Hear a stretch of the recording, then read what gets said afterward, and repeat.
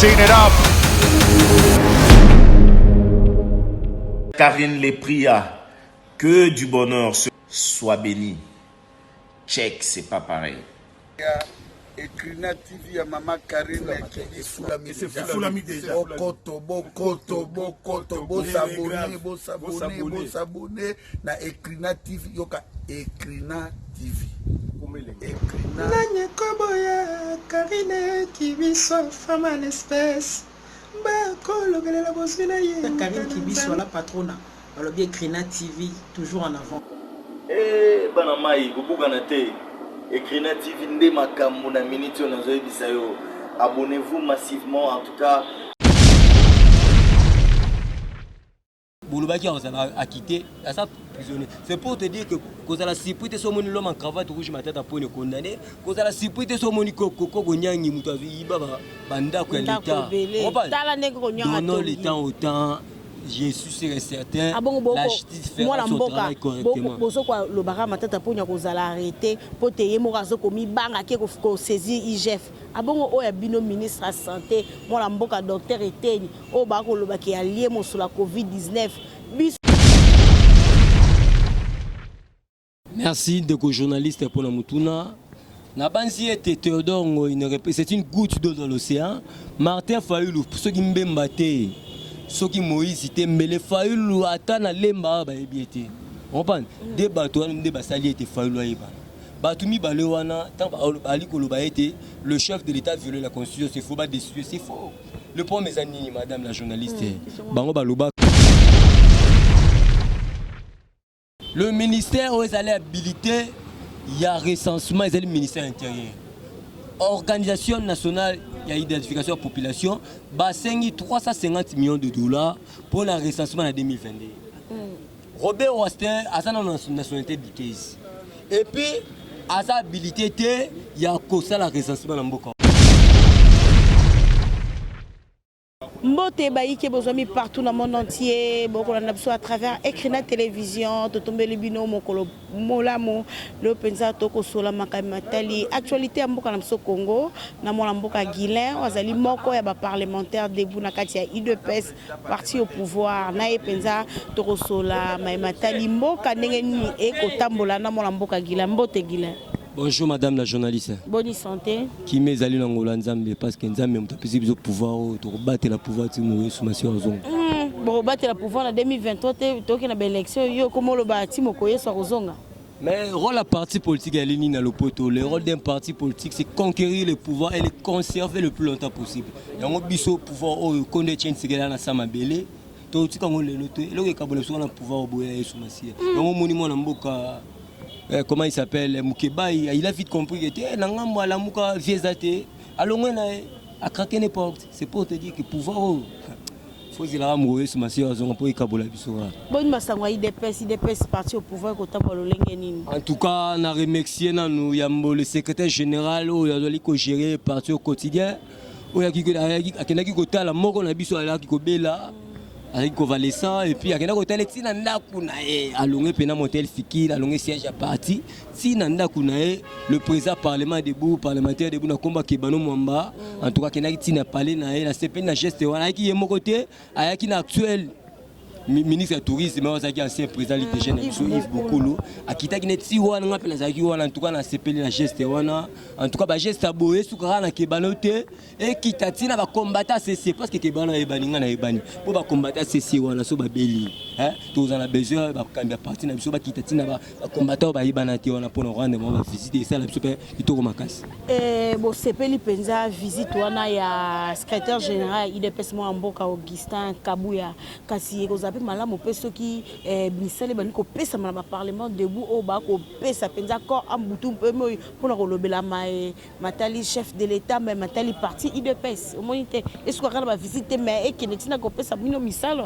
Madame la journaliste na banzi so na lobi ke combattant sur musala tesike na kosi. Il faut toyer banambiso na combattant na peuple combat iba en particulier IDPS nous sommes dans une coalition.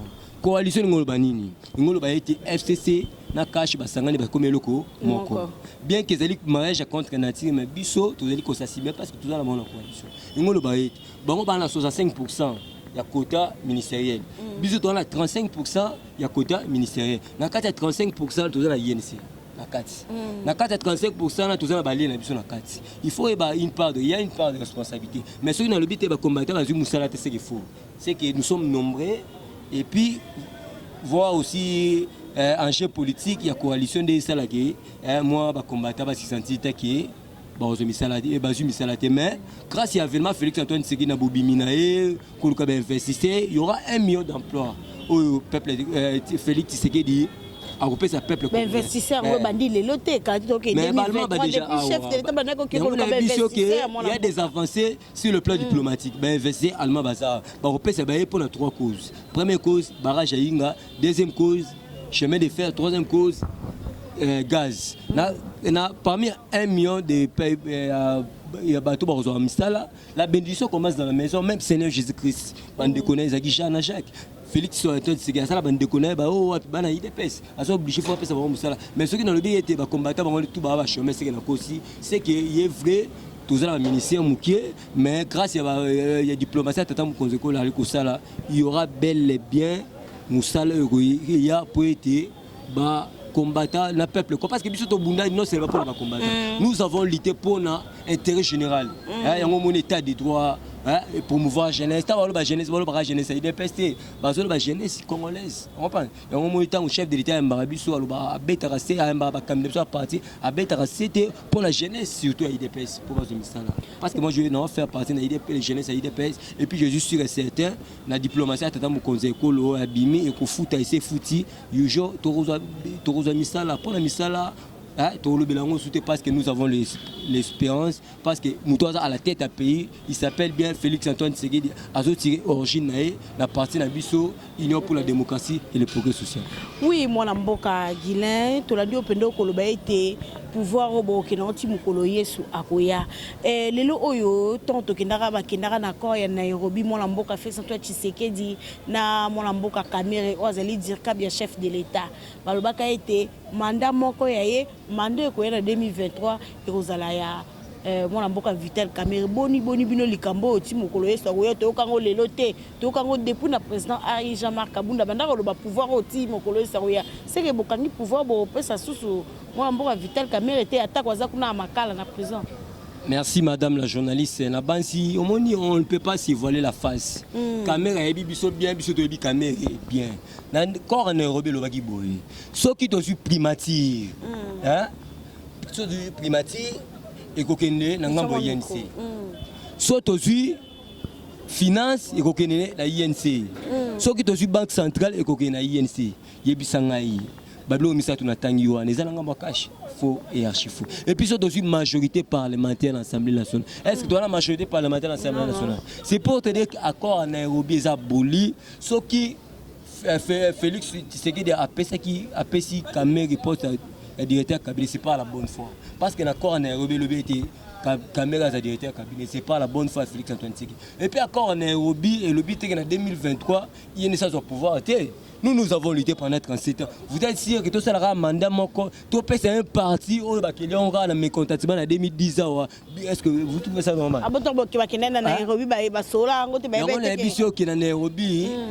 C'était le lobby bongoté, ça juste les ont dit, il y a opportuniste, il y a une bande na likambu maman na likambu ya corps na obelo bongoté. On parle, il faut la majorité, toute la majorité, la majorité. Tous la banque centrale puis tous la finance mais première institution président de la République ils ont appartenu à bangoté c'est pour te dire que les partis moko até pas dans la bukonde ko na ebi INCT ata na sankoro ba ebi INC ça va parti mon malade tu comprends ça c'est pas la bonne foi Kamerhe ça c'est là qu'il voit mon billet ce cas sur la scène politique c'est grâce à l'événement Félix Antoine Tshisekedi mais il pas zaki moto a simba qui fait son truc na loboko comme président avec la machine sans machine IDPS ira aux élections est-ce que Kamerhe ça là c'est pour te dire qu'on était sûr et certain que pouvoir en 2018 et que ça n'a pas les gens bonne foi étaient mon conseil que les salariés étaient tous à la première na Kamerhe comprends Kamerhe ne représente se marier le coup opportuniste na ba lobani faisait du roi Kamerhe faisait du roi Rosa la yimta celle Félix c'est faux archive c'est pour te dire que c'est pas la bonne foi à Félix Antoine Tshisekedi des salariés étaient Kamerhe za première na biso nanga beaucoup na ba boya mais biso to ndima pas toi ba tout le monde tout ça va convictualité tout ça ba tout le monde la carte na biso ni que l'amour parce que l'amour il y a un petit ça là qui ça l'amour personne ne fera le Seigneur.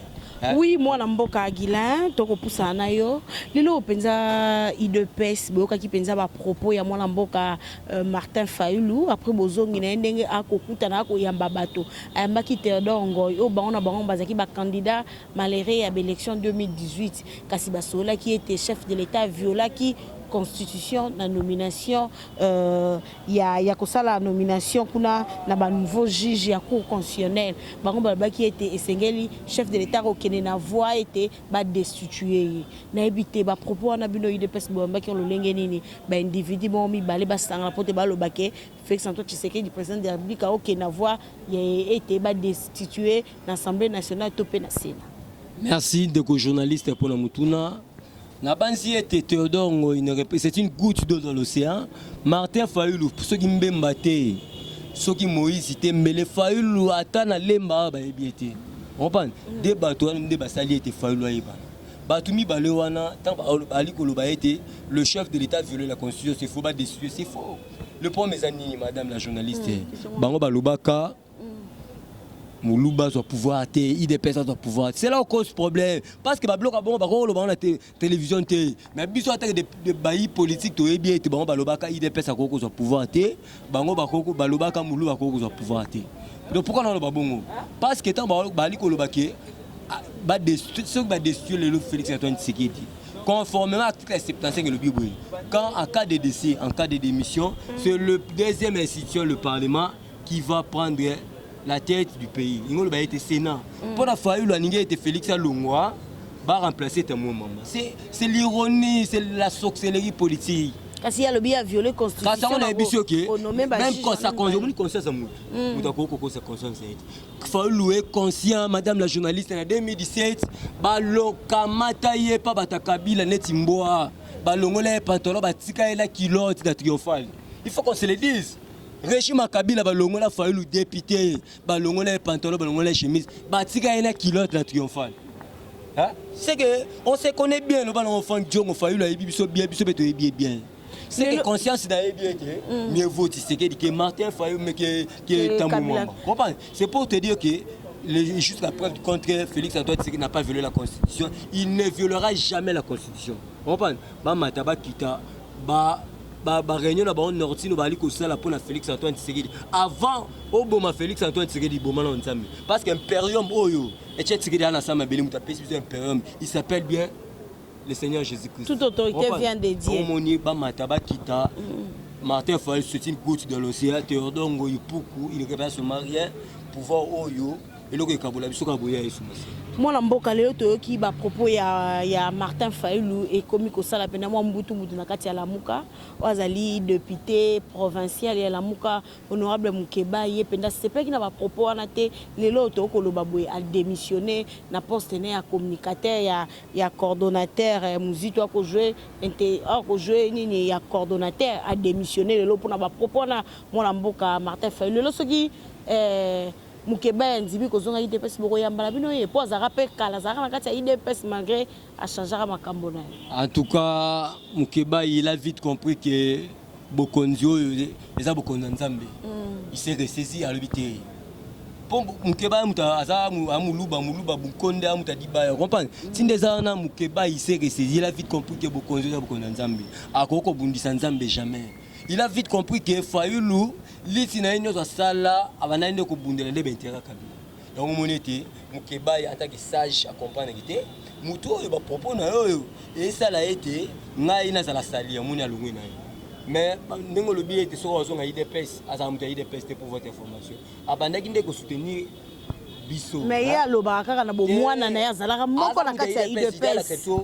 Alors barango Mukeba ngana ya plusieurs fois ye na c'est permanence na IDPS des fois na matinée moko boya ya kana Daniel Saf mais na IBT ge azamuta IDPS aza militante aza sympathisant pete na anamono monika na IDPS soki lelo il s'est ressaisi à monika zonga ya na IDPS akoma membre la porte est ouverte donc IDPS ko fongatel le Chader alobi aya oboya mamo Chader est-ce qu'on a propos tata mo konzeko la bi l'amour.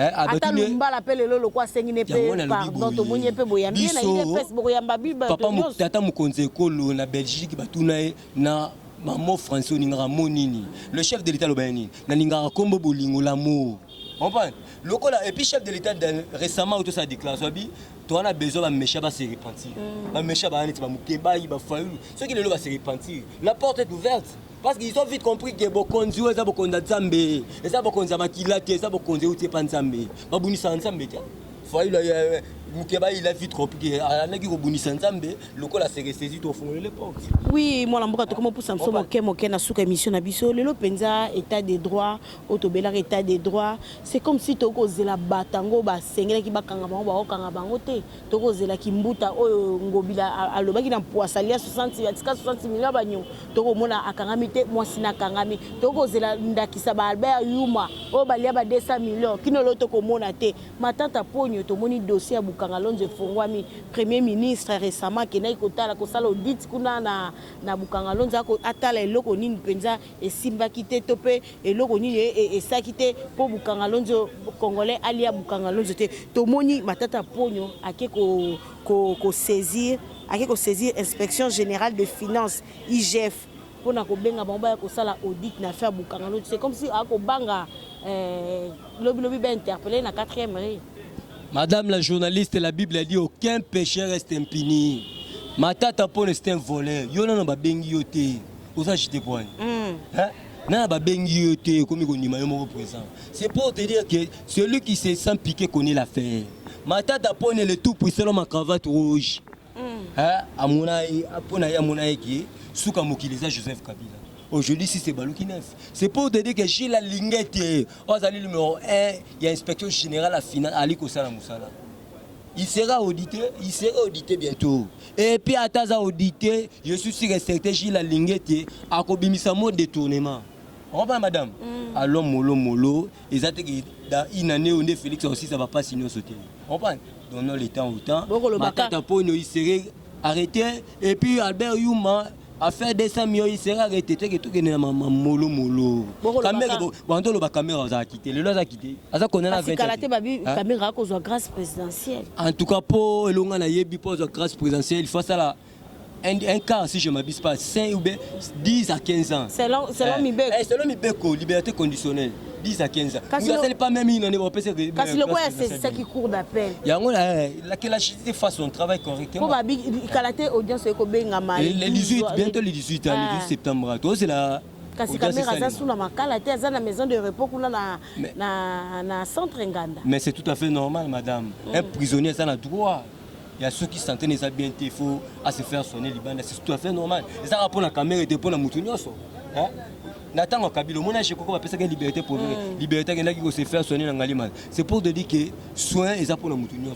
Aux à la condamner à perpétuité, aux à la condamner à 20 ans, ceux qui ont belé aux à la 3 soins médicaux, bien qu'ils ont condamné. Comprends? Kamere, Boulobaki a quitté, à sa prisonnier. C'est pour te dire que cause à la sécurité sur mon l'homme en cravate rouge ma tête à point de condamné, cause à la sécurité sur mon coco nyangi mutavi baba banda ko l'état. Donnons le temps au temps.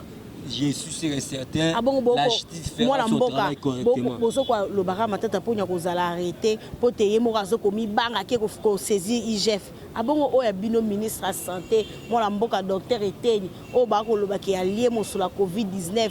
Biso na tanga kala baba ki tuberculose tanga ko taka mboka mo solo bazwaka yango batongela biso hôpital à Sana. La ki se so ndako o te hôpital batongela biso pona maladie ya COVID-19 ba mbongo ko tebele le to ko mona ministre Eteni ako sala ba justification butu mo ba point de presse ako banga nokite yepe basimba epo to yokipe IGF lobaki na tina ya makambo ya mwana mboka Eteni bako mona mosolo na zo penda c'est comme si ezali moi keba lesi yepe ba rolandela. Madame la journaliste, nous avons lutté pendant 37 ans d'élite. C'était pour le valeur et non les anti-valeurs. Si elle verrait que justice inspection générale de la finance, il y a détournement. On va s'incliner, madame la journaliste. Parce que nous, on ne peut pas sacrifier notre parti pour un individu. Si la personne était Nilongondo, qui est avérée qui est Aïbi, il sera condamné. Parce que Bisso et qui n'est qu'en fait une personne. Mais ce qui est vrai, il n'y a pas eu de détournement. ndeko na biso waza ministre de la santé asila ko détourner et puis tozo c'est la verdict ya Gilles Alingué était waza numéro 1 ya inspection générale la finance a des verdict na tinenge comme la justice mais ce qui est vrai la conférence de presse au moins le numéro 1 à Santa Salaki et sur l'accès à Ibana Yazorobanga Azobanga le côté il était clair à lobby il n'y a pas eu de détournement à lobby $200,000 et bima qui 80 000 pour la payer du peuple 120 000 pour la OIA n'a pas eu de donation et puis $80,000 wana mi vice naie Albert Petit a bimi ça la preuve justificative que à kenoko sala ba facture à le coûtant de celle qui était maquillé le ministère c'est détournement mais ce qui est vrai ça atikala ko yibate et puis bambongo neno sa no bimisa et ça la justification comme nous sommes presque à la fin mon amboka to betano li solaire recensement au le tomoni conflit entre ministre et intérieur au Azaï Gilbert Kankonde na ngamba IDPS na ministre ya décentralisation mon amboka Roubé Roi Azaï na ngamba FCC hein depuis FCC mariage cash FCC cash to mona ngaba conflit za butu moyi le tomoni ba ko welela na nya ko sala recensement kuna pe Roubé Roi lobi ke alobi était décentralisation de sengele sala recensement kuna pe Gilbert Kankonde lobi yende senga sa recensement to ko yeba te recensement vraiment il faut kende na ministère nini. Merci madame la journaliste pour la mutuna pour votre information na balandinyo so uta samedi conseil d'état à Kata de Likambo à lobby le ministère où ils allaient habiliter il y a recensement ils allaient ministère intérieur organisation nationale il y a identification de la population bassin $350 millions pour le recensement en 2022 Robert Wastin a sa nationalité bikese et puis à sa habilité il y a ça la recensement dans Mboka nulle part au monde ministère intérieur de basalaka maponami ne pas ça la recensement et puis on a décentralisé au sein la recensement par rapport au c'est pour te dire qu'il y a eu un agenda caché au Robert Rando ça là pour l'insurrection pour la rébellion mais le coup la Mboka na biso une état de droit conseil d'état a zongi c'est mamelo sonanzela après si Gilbert Kankonde des raisons il doit habiliter il y a que ça le recensement na Mboka na biso non ministère il y a décentralisation matondi mingi wana Mboka to comme na suka message ne ko lancer na ba Congo manyo ba ko lando partout dans le monde entier. La paix sina numbote na peuple congolais la paix simbote na ba diaspora nyoso en tout cas là on senga bilo ezaka moko beau soutenir Félix Antoine Tshisekedi chef de l'État car la Bible a dit quand vous priez il faut prier pour les autorités du pays beau checker na maboko nzembe parce que il y a une différence entre bien et mieux mais Félix Antoine Tshisekedi fera mieux dans ce pays par le nom du Seigneur Jésus-Christ beau soutenir yé ceux qui ont besoin de contacter ngai pour avoir la vraie information bobenga la plus 243 81 99 18 606 plus 243 81 99 18 606 je suis sur WhatsApp bobenga borozongai na pesi mbote la baono so balinganga na bao balinganga te sans oublier ma fille née Aline Moloto a porté comme un grand chantre Aline Moloto a tika le 2 août 2013 que Dieu bénisse la République démocratique du Congo. Bye bye, bye bye. Merci Mingi Balandi Ecrina Télévision, vous avez Belair Rolanda Bisso à travers chaîne YouTube Nabino Tokombo na Souka Temegno Guilain, Wazali Moko na Katia Parlement debout ya IDPS, Tokombo na Souka, to solegne sur la question d'actualité. Merci na avec vous na ma caméra Pierrot Mouero, merci na la patronne Karine Kibichwa, merci na David Mombele les journalistes internationaux Bambo Tenayo, na Bossanité David Olito tonton doux des caractères Roger Louma Molobel Monen président Félix Bambote Nayo papa Jean Compaoré depuis Bruxelles c'est les Touga de Lausanne.